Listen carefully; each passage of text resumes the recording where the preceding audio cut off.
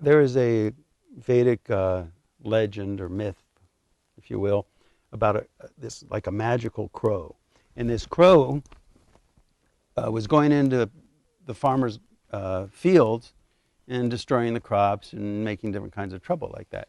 So the farmers would try to attack the crow and catch the crow, but when they got near it, it disappeared.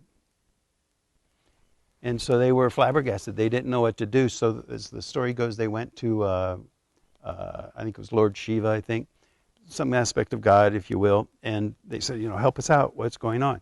So they were given a magic arrow. And so he said, next time you see the crow, shoot this arrow at the crow. And so they saw the crow, they shot the arrow, the crow disappeared, and so did the arrow. And if you follow the story, what happened then is the crow was going to different levels of existence, different levels of reality.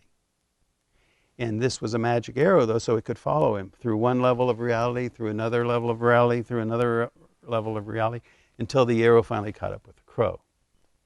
Now, that correlates beautifully. It's an explanation, really, of the nature of our physiologies, the nature of everything, but certainly the nature of our physiologies. We have physical level, we have emotional level, we have different levels, we have different ways of interfacing with those different levels of existence. For example, acupuncture deals with more like an energetic level. You could say surgery, it's more of a physical level. Meditation is transcendental level. But each of these levels, of course, influences the other. If the energy's not right, the physicality starts to get not right. If the transcendental level is awake and full, it breathes life into all the different levels.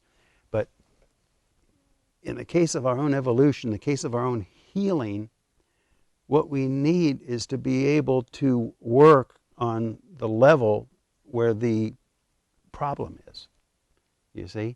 And so I'd like to say we need to be able to move transgradiently and to follow that crow of disease, you see, to whatever level it's on and address it on that level. So we need a magic arrow, if you will, you see. It's like it gives you more of a lever, gives you more of a handle on what it is you're dealing with, and so you get the maximum torque, the maximum advantage. There's some people that talk about, well, if the first cervical vertebrae is adjusted just properly, all the other vertebrae will be fine.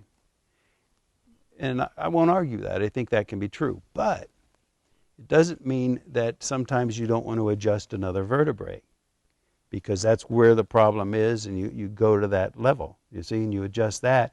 And in time then, if the subtle degree to which the first cervical vertebrae was out will adjust accordingly, you see. So we need to approach our healing and our evolution wisely. And we need to know what level to address something on to most effectively heal it, you see.